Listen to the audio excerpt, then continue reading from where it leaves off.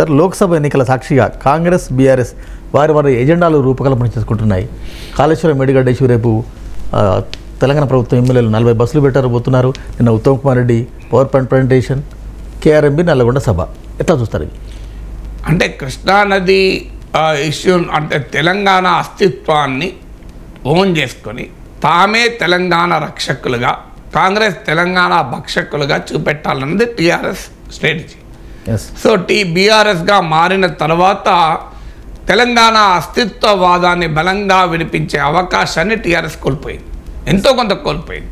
దాన్ని సరిచేసుకునేటువంటి ప్రయత్నంలో భాగంగా అందుకే మీకు బీఆర్ఎస్ వ్యవహారం కూడా ఎక్కడ లేదు. ఇప్పుడు మహారాష్ట్ర వాళ్ళు గోల చేస్తున్నారు. సో क्या हुआ, केसीआर किधर है, अपॉइंटमेंट नहीं दे रहे, क्या कुछ भी नहीं बोल रहे, कंटेस्ट कर रहे नहीं कर रहे, నాకు नहीं करते बोले तो हम और एक पार्टी देखते ना. వాడికి ఏం అర్థమవుతలేదు. మహారాష్ట్రకు చెందిన ఒక బీఆర్ఎస్ నాయకుడు నాకు కూడా ఫోన్ చేశాడు. సాబ్ आप कुछ बोलिए साहब, क्या होता, बीआरएस रहते क्या नहीं रहते, क्या बीआरएस कंटेस्ट करते नहीं तो हम और एक पार्टी देख लेंगे అంటే అని మరి కేసీఆర్ అడగచ్చు కదా అని నేను అన్నా.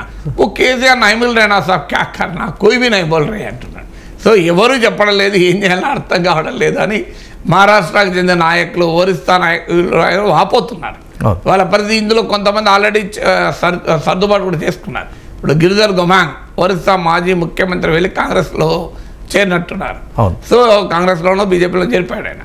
సో అందువల్ల వాళ్ళు అంటే ఆ పరిస్థితి ఇలా బీఆర్ఎస్కి ఉంది. సో అందువల్ల తెలంగాణ అస్తిత్వం పార్లమెంట్లో మేమే కొట్లాడగలం అని తెలంగాణ ఐడెంటిటీ ఆధారంగా మళ్ళీ అస్తిత్వవాద రాజకీయాలకు టీఆర్ఎస్ సిద్ధపడుతోంది. దీనికి కౌంటర్గా కాంగ్రెస్ కూడా ఎత్తుగడేస్తోంది. అందుకే ఆ నంది అవార్డులకు గద్దర్ అవార్డులను పేరు పెట్టారు. కారణం మనందరికీ తెలుసు, కేసీఆర్ గద్దర్ పట్ల చూపిన అగౌరవం. అలాగే టీజేఏసీ చైర్మన్ కోదండరామ్ను ఎమ్మెల్సీగా నామినేట్ చేశారు. మనందరికీ తెలుసు కోదండరామ్ను ఎలా దూరం పెట్టారని. ఆయన జేఏసీ చైర్మన్, జేఏసీలో జిల్లా స్థాయి నాయకులు కూడా ఎమ్మెల్యేలుగా, ఎంపీలుగా, మంత్రులుగా ఆయన వాళ్ళు ఉన్నారు. అందువల్ల జేఏసీ చైర్మన్ అయిన కోదండరామ్ ఈ 10 ఏళ్ళుగా ఏం కాలే. సో ఆయన రోడ్డు మీద పోరాటమే మిగిలింది ఆయనకు. సో అందువల్ల జేఏసీ చైర్మన్ కోదండరామ్కి ఎమ్మెల్సీగా ఇవ్వడం, జయ జయ హే తెలంగాణ అన్న పాట రాష్ట్ర గీతం అవుతుందని ఉద్యమకాలంలో అనుకున్నారు. కానీ ఆ క్రెడిట్ మరి ఇంకెవరికి ఇవ్వకూడదు అనుకున్నారో తెలియదు. కానీ కేసీఆర్ పట్టించుకోలేదు రాష్ట్ర గీతం డిమాండ్. అందువల్ల ఇప్పుడు వీళ్ళు అధికారంలోకి రావడంతోనే అందశ్రీ రాసినటువంటి ఆ పాపులర్ గీతాన్ని రాష్ట్ర గీతంగా ప్రకటించారు. సో ఇలా తెలంగాణ అస్తిత్వాన్ని సంబంధించినటువంటి సింబల్స్ను కేసీఆర్ డిజోన్ చేసుకున్నాయని వీళ్ళు ఓన్ చేసుకుంటున్నారు. ఓన్ చేసుకోవడం ద్వారా తెలంగాణ అస్తిత్వవాద రాజకీయ వ్యూహం కేసీఆర్ పండుతుంటే దానికి కౌంటర్ వ్యూహం కాంగ్రెస్ పండుతుంది. సో ఈ కాంటెక్స్ట్లోనే కృష్ణా రివర్ మేనేజ్మెంట్ బోర్డు వచ్చింది. చాలా ఇది ఒక విచిత్రమైన ఇష్యూ. సో కృష్ణా నదీ జలాల నిర్వహణను కేఆర్ఎంబికి ఇచ్చేశారని బీఆర్ఎస్ అంటుంది, ఇవ్వలేదని కాంగ్రెస్ అంటుంది. ముఖ్యమంత్రి ఇవ్వలేదంటున్నాడు, ఇరిగేషన్ మినిస్టర్ ఇవ్వలేదంటున్నాడు, ఇచ్చాము అని చెప్పి బీఆర్ఎస్ అంటుంది. అదేమన్నా అది ఒక మొబైల్ ఫోను నా దగ్గర ఉంది లేదా నీ దగ్గర ఉంటుంది, లేదు నా దగ్గర ఉందని నువ్వనుడు, నీ దగ్గర ఉందని నేననుడు ఎట్లా సాధ్యమైతే చెప్పు. అది కనబడుతుంది కదా, మొబైల్ ఫోనే కదా, నేనే పట్టుకొని ఉన్నా కదా. అది కేఆర్ఎంబి అదేమైనా అభూత కల్పన.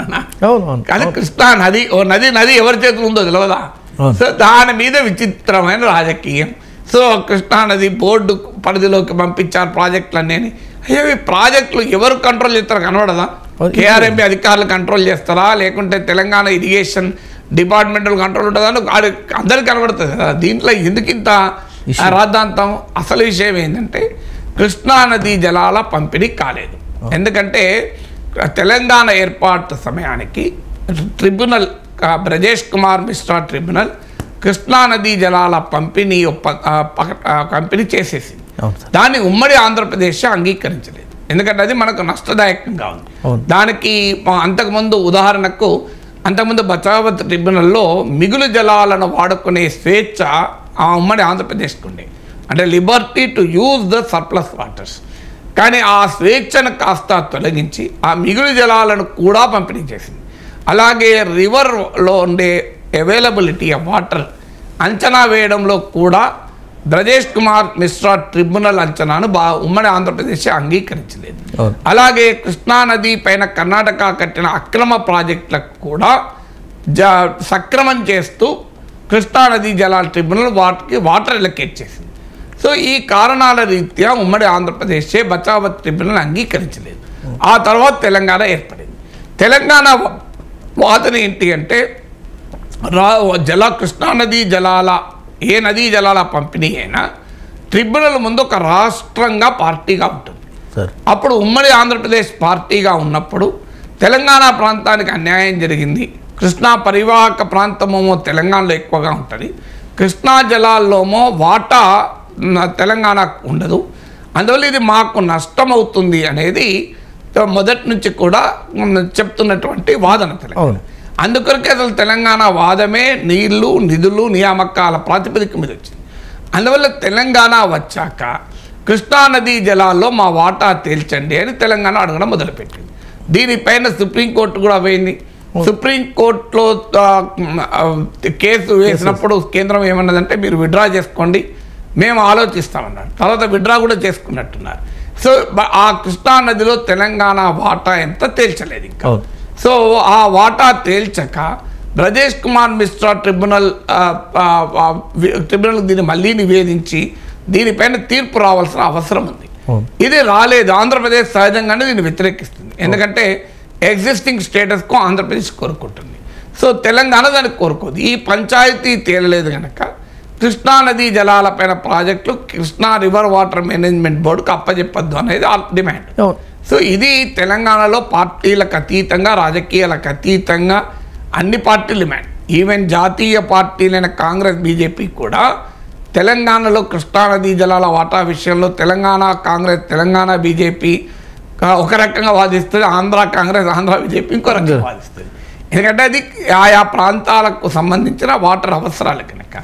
సో దీన్ని బట్టి చర్చ మొదలైంది. అందువల్ల దీనిపైన కృష్ణా రివర్ ప్రాజెక్టులను అప్పజెప్పారనే అంశం తీసుకొని కాంగ్రెస్ను ఎదుర్కోవాలి అన్నది బీఆర్ఎస్ రాజకీయ వ్యూహం. అందుకొరకు నల్గొండలో ఒక వాతావరణం క్రియేట్ చేయాలి. అంటే తెలంగాణ ప్రజల నీటి హక్కుల్ని కాంగ్రెస్ అంత నాశనం చేసింది, వదిలేసింది. కాంగ్రెస్ పార్టీ గతంలో కూడా తెలంగాణకు అన్యాయం చేసింది. తెలంగాణ ఉద్యమమే కాంగ్రెస్ ప్రభుత్వాల అన్యాయం నుంచి పుట్టింది. అందువల్ల మళ్ళీ కాంగ్రెస్ అధికారంలోకి వచ్చి తెలంగాణ నీటి హక్కులు వదిలేస్తుంటే తెలంగాణ హక్కుల పరిరక్షణ కొరకే పుట్టిన టీఆర్ఎస్ మాత్రమే దీన్ని కాపాడుతుంది అన్న ఒక పొలిటికల్ నరేటివ్ను పార్లమెంట్ ఎన్నికల్లో పంపించడం టీఆర్ఎస్ లక్ష్యం. అందుకే నల్గొండను వేదికగా చేసుకొని ఈ రాజకీయం మొదలుపెట్టింది. కాంగ్రెస్ పార్టీ దీనికి కౌంటర్గా అసలు మేము కేఆర్ఎంబి ఇవ్వలేదు, కేఆర్ఎంబికి ప్రాజెక్టులు ఇవ్వలేదు, అసలు ఈ ప్రాజెక్టులకు వదిలేసింది కేసీఆరే, తక్కువ నీళ్ళ వాటర్ 299 టీఎంసీలకు ఒప్పుకున్నది కేసీఆరే. అందువల్ల కృష్ణానదీ జలాల్లో సరైన వాటా కొరకు 10 ఏళ్లుగా కేసీఆర్ ఏం చేశాడు అని వాళ్ళు కౌంటర్ మొదలుపెట్టారు. దాంతోపాటు మేడిగడ్డ కూలిపోవడము, సుందిల్లా అన్నారం సమస్యాత్మకం కావడంతో ఆ అవినీతి ప్రాజెక్టులు కట్టారు అనే అంశాన్ని వీళ్ళు తీసుకెళ్ళారు. అందువల్ల ఇది పార్లమెంట్ ఎన్నికల ముందు ఆయా పార్టీల పొలిటికల్ నరేటివ్లో భాగం ఇది.